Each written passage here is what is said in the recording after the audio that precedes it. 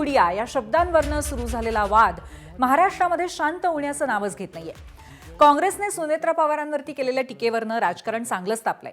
काँग्रेसच्या विरोधामध्ये राष्ट्रवादी आक्रमक झालेली असतानाच ज्यांच्यामुळे काँग्रेसने सुनेत्रा पवारांवरती टीका केली त्या आमदार धनंजय मुंडेंचे राष्ट्रवादीचे प्रदेशाध्यक्ष सुनील तटकरेंनीच कान टोचलेत. उपमुख्यमंत्री सुनेत्रा पवार यांच्या बीडमधल्या पत्रकार परिषदेत धनंजय मुंडेंनी हस्तक्षेप केला होता आणि हाच व्हिडिओ काँग्रेसने ट्विट केला होता आणि त्यानंतर सुनेत्रा पवारांवरती टीका केली. त्यामुळे धनंजय मुंडेंनी पत्रकार परिषदेमध्ये पुढे करायला नको होतं.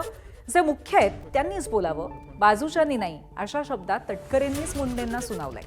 यापुढे आमचे सहकारी याबाबत नक्कीच जबाबदारीने वागतील असं म्हणत तटकरेंनी मुंडेंना कानपिचक्या दिल्या. त्याचवेळी त्यांनी काँग्रेसवरही टीका केली आहे. काही वेळेला काय बोलायचं याचं भान असावं लागतं या शब्दात तटकरेंनी काँग्रेसलाही सुनावलंय.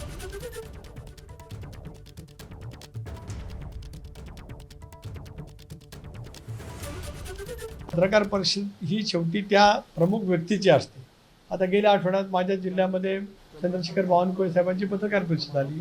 मी त्यांच्या बाजूला होतो, त्यामुळे मी कधी बोललो नाही. आता कुठल्या कॉन्टेक्स्टमध्ये कशामुळे धनंजय मुंडे बोलले हे मी समजून घेईन.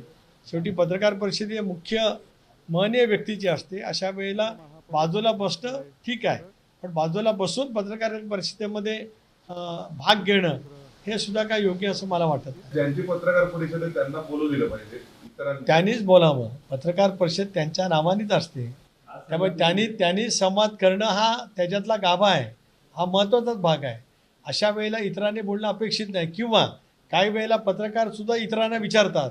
माझ्या पत्रकार परिषदेमध्ये अनेक वेळा झालं की पत्रकार बाजूला बसलेल्या विचारताना मी सांगतो नाही, माझी पत्रकार परिषद आहे, मला विचारावं. हे संकेत दोन्ही बाजूनी आहेत आणि आमचे सहकारी या बाबतीमध्ये नक्कीच यापुढे जबाबदारीने वागतील.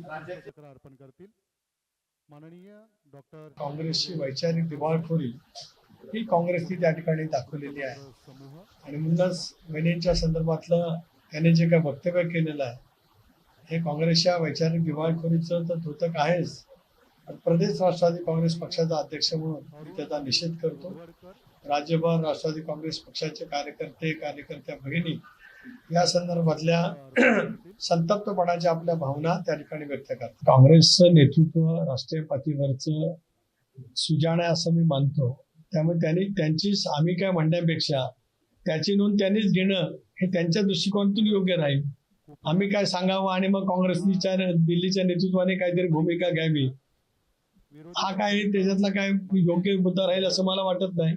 काँग्रेसच्या दिल्लीतल्या नेतृत्वाला राज्याच्या नेतृत्वाने केलेली चूक आहे असं वाटत असेल तर काँग्रेसचं नेतृत्व त्या बाबतीमध्ये योग्य तो निर्णय करेल. बीड जिल्ह्यामधले नेते हे त्यांच्या बाजूला बसले होते. धनंजय मुंडे हा प्रश्न त्यांच्या संदर्भातला होता हे जर आपण स्वीकारलं पत्रकाराने विचारलेला तर राज्याच्या उपमुख्यमंत्री म्हणून त्यांनी त्याच्यावर भाष्य करणं हे अधिक योग्य ठरलं असतं. अर्थात तो त्यांचा अधिकार आहे. आपण ही टीका सहन केली पाहिजे आणि त्याच्यावरती भविष्यामध्ये या चुका होणार नाहीत याची काळजी घेतली पाहिजे.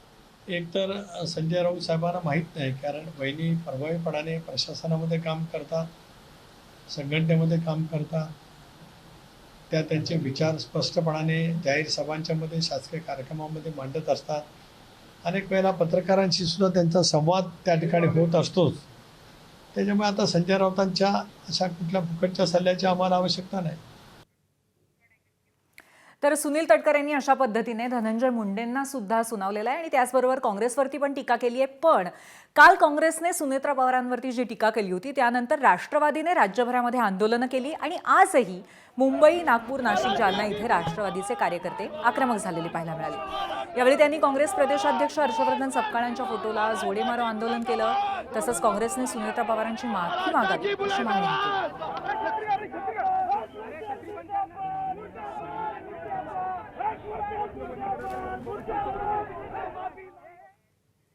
एकीकडे राष्ट्रवादीचे कार्यकर्ते रस्त्यांवरती आक्रमक झाले होते आणि दुसरीकडे राष्ट्रवादीच्या नेत्यांनीही काँग्रेसच्या विरोधामध्ये संताप व्यक्त केला. आमदार सुनील शेळकेंनी तर काँग्रेस नेत्यांच्या गाड्या तोंड फोडल्याशिवाय राहणार नाही असा थेट इशारा दिला. काँग्रेस पक्षानं दिलगिरी व्यक्त करावी किंवा माफी मागावी हे आता आम्हाला देखील अपेक्षित नाही आहे. परंतु काँग्रेस पक्षाच्या नेत्यांना मुंबई पुणे हायवेवरून जायचं असेल तर मावळातले माझे मावळे, माझी जनता, दादांवरती प्रेम करणारे सर्व कार्यकर्ते या काँग्रेसच्या नेत्यांच्या गाड्या आणि तोंड फोडल्याशिवाय राहणार नाही, एवढंच मी या निमित्तानं तुम्हाला सांगतो. जर का तुम्ही हे या शब्द मागे घेऊन सुनेत्राई वहिनी व महाराष्ट्रातल्या सर्व महिलांची माफी मागितली नाही तर ही गोष्ट खूप गांभीर्याने घेतली जाईल. सगळ्या राष्ट्रवादी काँग्रेस, आमच्या अजितदादा राष्ट्रवादी काँग्रेस असेल, एकनाथ शिंदे साहेबांची शिवसेना असेल किंवा भारतीय जनता पक्ष असेल, सगळ्या महिला रस्त्यावर उतरतील. आणि या सगळ्या वादाच्या पार्श्वभूमीवर आमदार धनंजय मुंडेंची पक्षातनच हकालपट्टी करा अशी मागणी केली आहे करुणा मुंडेंनी. सुनेत्रा पवार ताई, जरी तुम्ही आजपर्यंत उपमुख्यमंत्री असताना जरी या गोष्टीवरती आवाज उचलू शकत नाही की अजितदादांच्या घातपात होतात की अपघात होता आणि तो लोक तुम्हाला गुंगी गुडियाही म्हणणार. आणि कालपासून सुरू असलेल्या गुंगी गुडिया या वादामध्ये आज नवीन फोडणीही पडली. खासदार संजय राऊतांनीही आज सुनेत्रा पवारांवरती काँग्रेसने केलेल्या टिप्पणीनंतर भाष्य केलं. त्या जागी कोणी जर एखादा पुरुष मंत्री असता तर त्यांना गुंगा गुड्डा म्हटलं असतं असं म्हणत त्यांनी मुख्यमंत्री आणि उपमुख्यमंत्र्यांचा उल्लेख केला. राऊतांनी हे वक्तव्य केल्यानंतर भाजपच्या नवनाथ बन यांनी त्यांच्यावरती टीका केली. नक्की काय झालं ऐकूयात.